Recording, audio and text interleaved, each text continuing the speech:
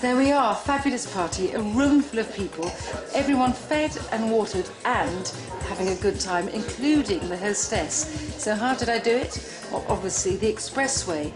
And here is my strategy. 2 fabulous cocktails and finger food with real wow factor, all made in a flash.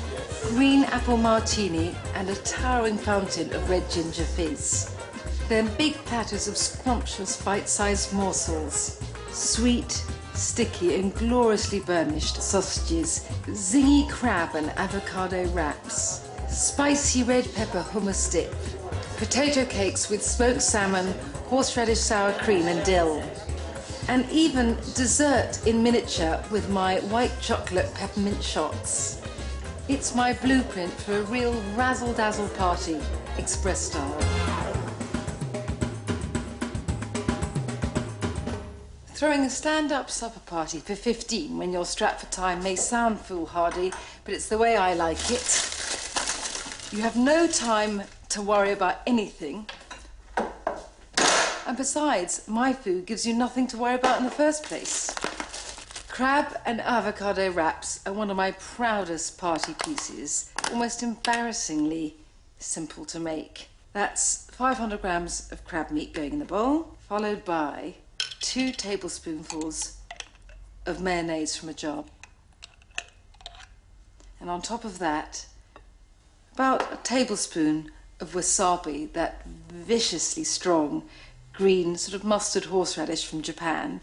And finally in the crab meat, I want a few drops, maybe 1/4 teaspoon of sesame oil. Now this is not enough to make this oily, but absolutely enough to infuse the whole with aromatic nuttiness. Mixed together. Lovely. These wraps have so much punch, but also taste so fresh.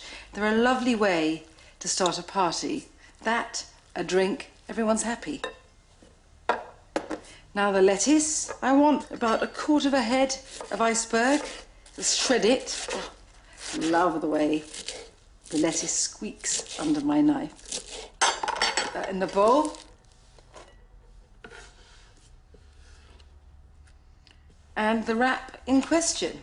By wrap, I mean use a soft flour tortilla, lay it in front of you. So you need about 1/6, don't go weighing it, of the crab mixture, about 2 to 3 centimetres from the bottom of the wrap. This is enough for 6 rolls, which will make 18 wraps. And now, about half a small avocado, just gouge it out in curls with a teaspoon. And lie that on top of the crab meat. So we'll need 3 avocados in all, and a sprinkling of lettuce, yes, 1/6 of what's in the bowl. Little spritz of lime, or use lemon. And now we get a roll in. So just bring that up and then roll firmly, but calmly. And that's done. So the way to turn this fat stuffed cigar shape into elegant supper party canapé, admittedly of the bulging sort, but that's the way I like it, is to take a sharp knife and cut on the diagonal so you have 3 squat wraps. So I'm going to get my platter and then I'll carry on with the remaining 5.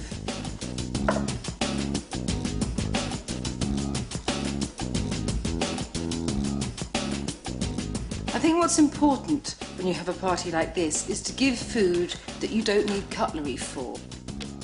Portion and quantities for parties is always a difficult one, but I think work on the principle that you must give enough to eat so people don't think they have to rush out and get dinner somewhere else, but not so much that they feel every time they open their mouth to utter a bon mot, you're popping some morsel into it.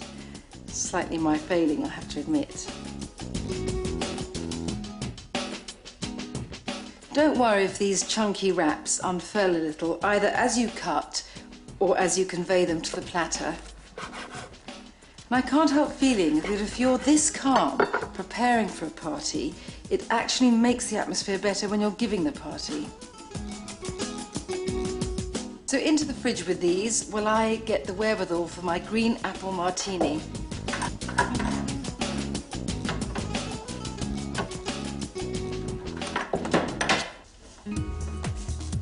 This drinks cabinet bears witness to my history of cocktail making, because I do like to make a cocktail, and a party's always a good excuse. Not that I need an excuse. So what have I got here? Right, I've got some cachaça. I did go through a caipirinha phase, and a caipirinha is really like a Brazilian mojito, very delicious. And what else? Well, whiskey, of course. Much needed in a Manhattan, and a Manhattan is often much needed. But what I need now is a bottle of sour apple liqueur, gin, ooh, and this, some green apple syrup. Kingsley Amis always used to say the three most depressing words in the English language were red or white. And of course I have wine at a party, but there is nothing like a big pitcher full of cocktails to make it all go with a swing. And this, a green apple martini, is my cocktail of the moment. You need a whole bottle of gin, and yes I do. And that's 700 millilitres. And on top of that, the same amount of sour apple liqueur. In other words, a whole bottle. I used to find I had to go online to get this, but now it's all over the place at every supermarket. So I'm happy. Lovely smell. For cocktails, it probably helps a bit to think of ratios rather than just amounts, because you never know how many you're going to make. So in other words, it's been 2 parts gin, 2 parts apple liqueur, and now 1 part of green apple syrup, in other words 350 mils. The great thing about putting this in the fridge now is that it is so icy cold when people arrive, which is how you want it. Having said that, I like each martini glass to be loaded with ice at the last minute, and then I do put for decoration a small slice of green apple. Indulge me. So a quick twizzle in here, and this should certainly get the party started. And it's into the fridge with this and into the pantry with me.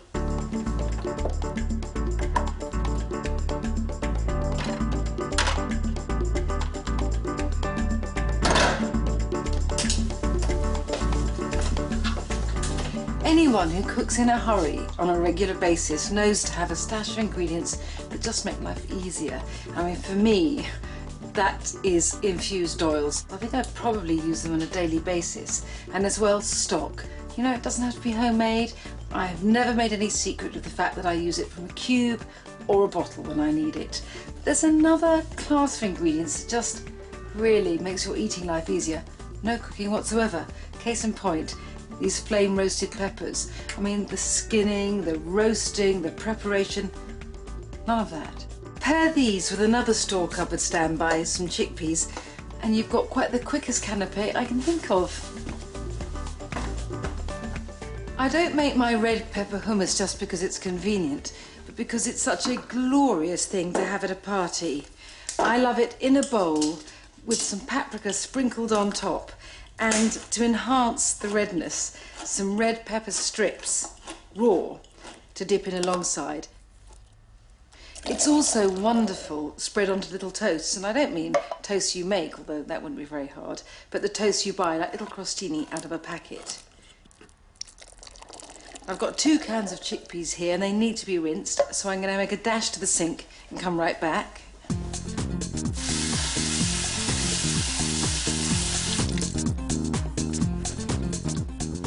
So in the chickpeas go to the bowl of the food processor. And to go with the chickpeas, I want 2 jars of char-grilled peppers. I don't need to rinse them, but I do want to make sure they're not still in their liquid. And all that smokiness, you can see the black bits, that really gives smoky, rich flavour to this hummus.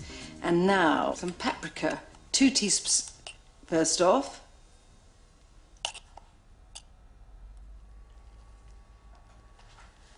Some lime juice, again 2 teaspoons for a little bit of edge.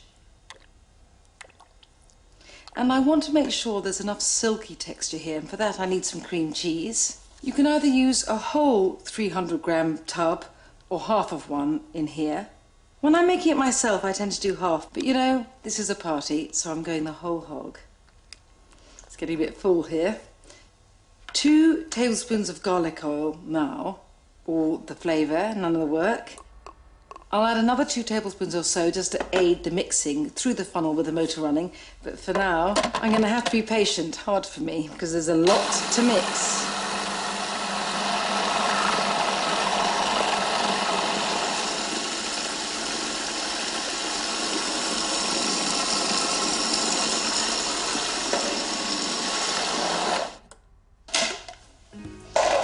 taste. Perfect. You can really taste the sweetness of the red peppers. Okay, I shall decant.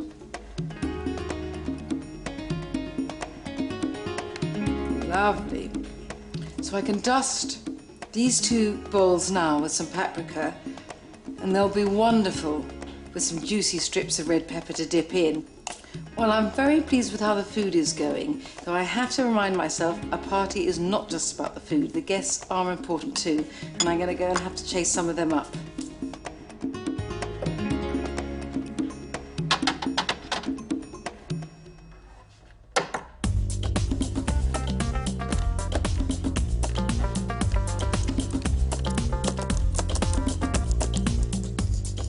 I didn't send out grand embossed invitations on stiff white card for the party tonight. Didn't even send any form of written invitation. I mean, it's not as if I'm having a masked ball. It'd be much more sensible just to email everyone. And on the whole, that's worked. It's fine. But there have been a few stragglers, and I think there's only one way to deal with them. Be firm. I can't at this stage just wait, so I'm just going to send a bossy email. I'm sure they'll understand.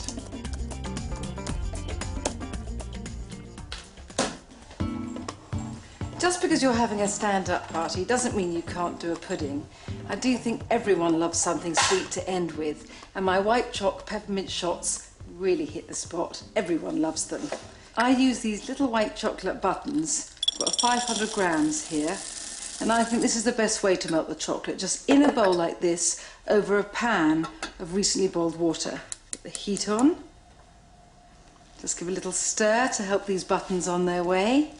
Oh, I love that clatter they make. So while these white chocolate buttons melt, I'm going to get the cream. Again, a lot of cream, but I'm feeding a lot of people. 500 mils of double cream. In the cream go 2 egg whites. Now normally, when you make a mousse, you put the yolks into the chocolate and then whisk the whites until very stiff and fold it at the end. But this is the express route, and it makes a lovely white chocolate mousse. So 2 whites in there.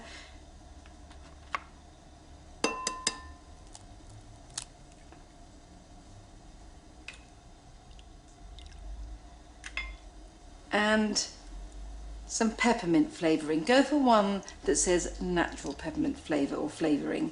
Half a teaspoon, it's very strong.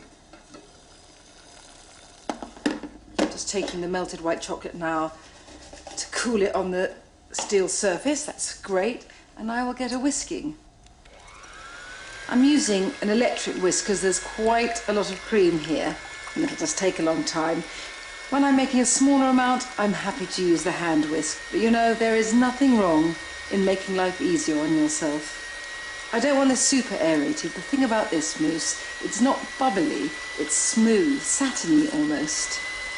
In other words, I want the cream to be softly whipped. It'll hold its shape when I take the beater out, but it won't be firm and dry. So now my 2-pot amalgamation programme. First, 2 healthy dollops of whipped cream into the white chocolate. Just stir that around. This just makes the chocolate slightly lighter and it'll blend with the cream better. And here goes into the cream, and then fold both together.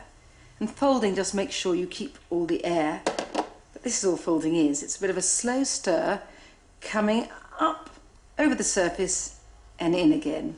Not very arduous.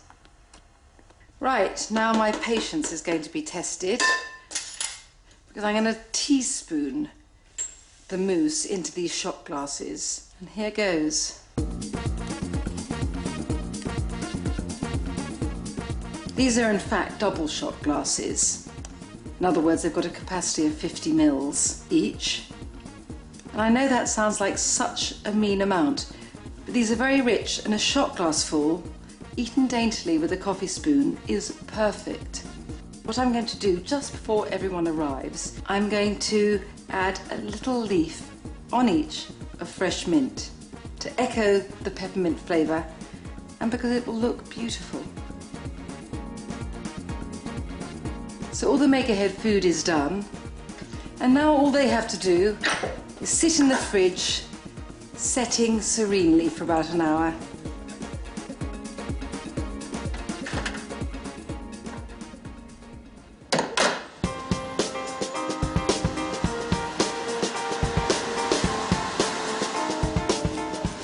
I'm on a dash to get some flowers for the party. What I don't want is some grand hotel foyer-like arrangement. What I like to do is get a few sprigs and blooms, not too many, and dot them about the place in jam jars or old food cans, obviously emptied. I want pink. I don't want any good taste white not for my party.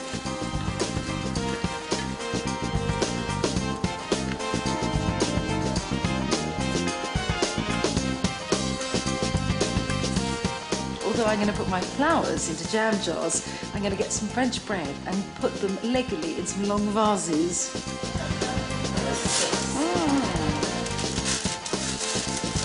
Thank you. Bye, thanks. This is one of my treasure troves, and in it, oh, what beautiful stuff. When I go away, I always buy food. That's the thing I like to go shopping for.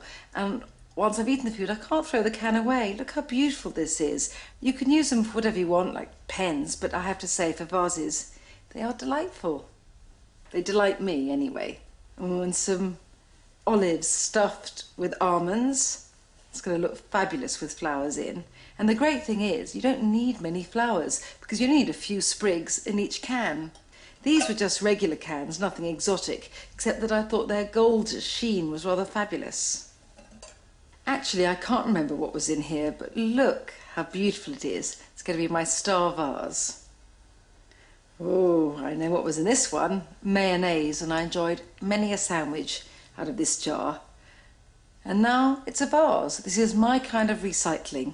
So all I need to do now is snip a few blooms and the room will be made beautiful.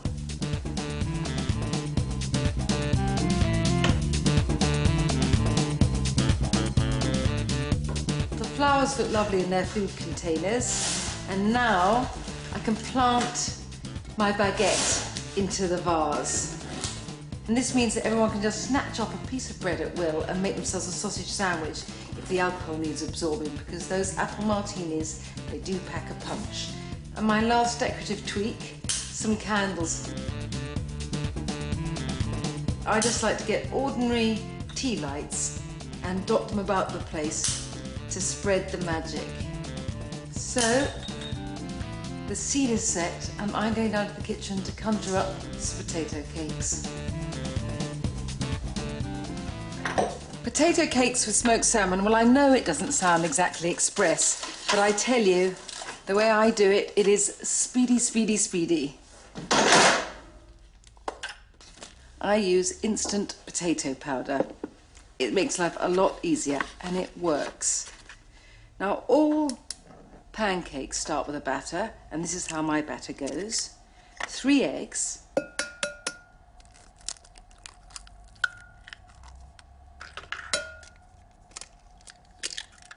On top of those, about 125 millilitres of full fat milk and about 2 tablespoons of olive oil. This makes a real difference to the flavour, but as well, it helps these little potato pancakes not stick when I griddle them later.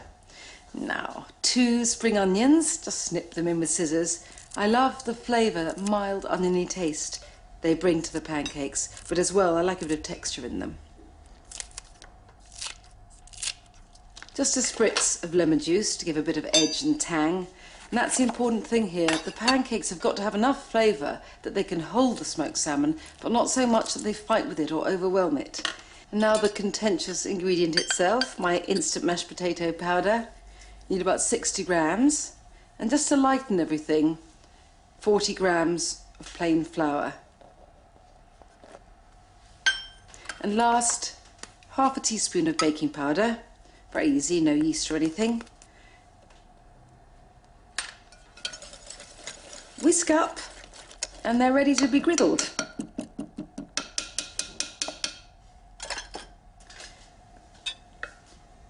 can use about a tablespoon to make each little pancake. Or in fact, if you were very patient, you could use a teaspoon and make teeny bite-sized morsels. I'm using a ladle, as you can see, because I'm not that patient. And anyway, for me, that's about a bite size I can cope with. It really depends what size spoon or ladle you're using, but really I'd say you can get about 30 pancakes out of this on average. Right, I think it's time to start flipping. These take scarcely a minute, so...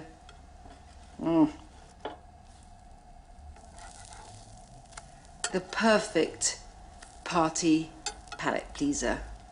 Really, these cook so fast that by the time I flip this one, the first one is ready to be conveyed to its coppery platter. And that's good, they'll cool while I get on with the next batch.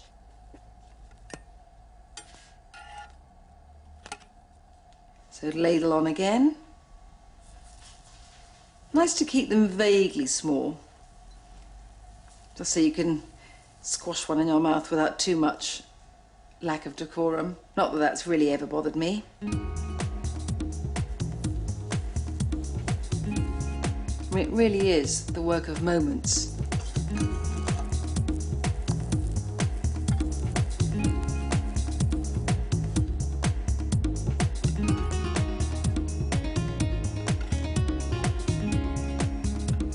Well, I can do a couple more batches later, but for now I'm going to adorn these two coppery platefuls. So for the horseradish cream, you don't need much sour cream. Really, you only want to dollop about half a teaspoon on each pancake. So I'd say about 75 mils. About a spoonful, teaspoon, if that, of horseradish. Obviously, if you're using very hot horseradish, use less. Mix it up, and it's ready to be dolloped out. Small mounds in the centre of each pancake. I know it looks a bit mean, but any more and it would just squidge all over the place. That's okay sometimes, but now I want it like this. And now the coral salmon to go on top. Again, just use scissors and snip curls of it and let them fall in folds over the sour cream.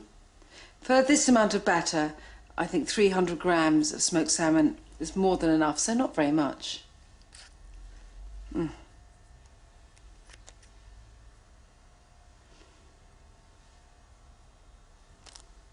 I love these pancakes glinting at me from their copper plate. And that important final touch, some feathery dill, just let it fall on top of each salmon-topped pancake. I love the taste of dill. I love its herbal grassiness. It's almost aniseed hit. Works perfectly with the salmon. So into the fridge with these and on with the dance. See, I was a waitress in a former life. I couldn't even think about giving a party without sausages, and these, sweet, sticky and gloriously burnished, are the alpha and omega of the cocktail sausage world. And this is what makes them special. Start off with 2 tablespoons of sesame oil. Be a bit patient because it comes out slowly. And the same again, 2 tablespoons of soy sauce. And for that all-important sweet touch, just squeeze out about 150 grams of honey. I know that's quite a lot of honey, but there are 75 cocktail sausages to be anointed. And there's just something about the sweetness combined with the saltiness and then the smokiness of the sesame oil. It is perfection. So tumble out your baby sausages. I find it helpful to think in terms of number, but if you find it more helpful, then know that it's a kilo of cocktail sausages. In goes the Conker Shiny glaze. It's using a shallow-sided pan like this that makes the sausages brown so beautifully in just half an hour, and the oven's only at 200. Just mix everything around gently so that it's all lightly covered with the honey, soy and sesame oil. These are going to be irresistible. Oh, I can't wait. But still, I'll pop them in, and while they're in there, get myself in the room ready.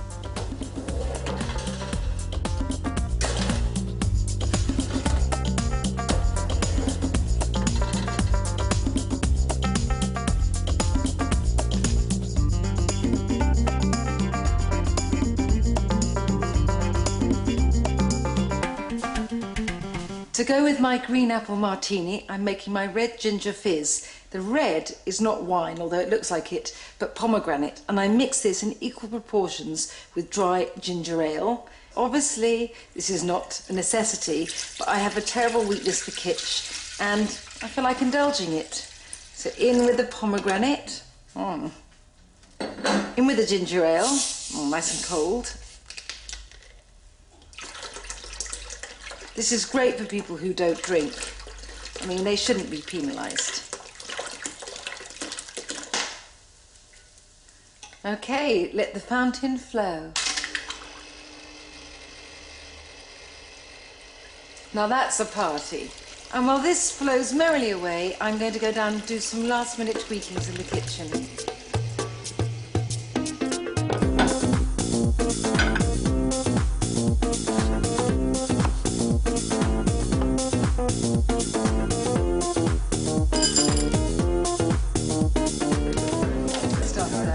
Lisa, it is really delicious and an antidote to many of life's ills. Cheers, guys.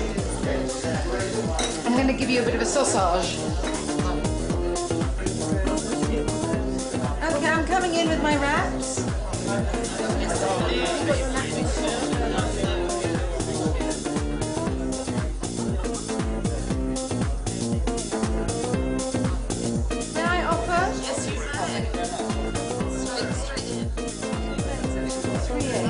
White chocolate and peppermint. Thank you very much.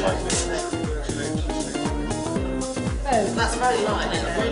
It is absolutely. Oh, good. Cheers, guys.